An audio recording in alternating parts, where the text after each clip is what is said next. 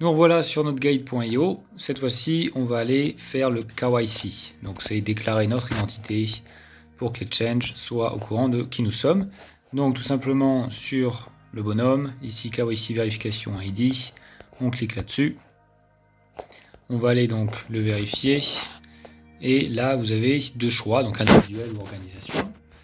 Vous pouvez, bien sûr, si vous avez une entreprise, vous créez un compte d'entreprise.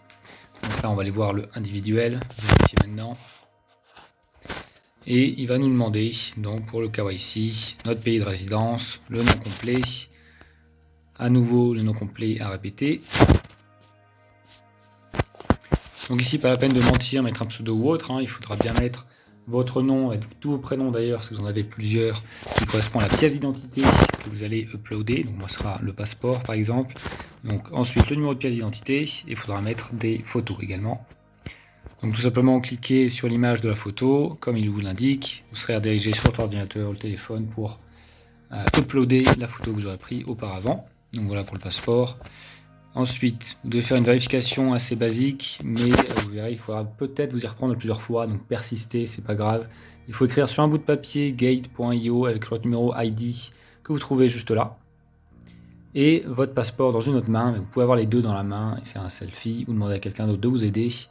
Mais voilà, vous devrez vous y prendre plusieurs fois, c'est normal, persistez. Et une fois que cela est fait, vous pourrez confirmer et envoyer. Donc voilà pour le KYC, une étape importante, essentielle, qui vous débloquera beaucoup de fonctionnalités sur le site. Donc, passez-y, c'est obligatoire. De cette façon-là, vous transmettez vos informations à l'exchange, qui est donc centralisé, non pas décentralisé, mais on verra dans le cours des vidéos qui peuvent arriver par la suite. J'en ai déjà parlé de toute façon un petit peu. Qu'est-ce qui est décentralisé? Qu'est-ce qui est le mieux évidemment?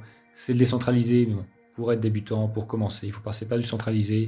C'est à peu près, c'est pas obligatoire, mais c'est beaucoup plus simple pour apprendre tranquillement. Donc voilà, faites-le. Et nous allons voir dans une vidéo suivante comment utiliser la plateforme gate.io. À très vite.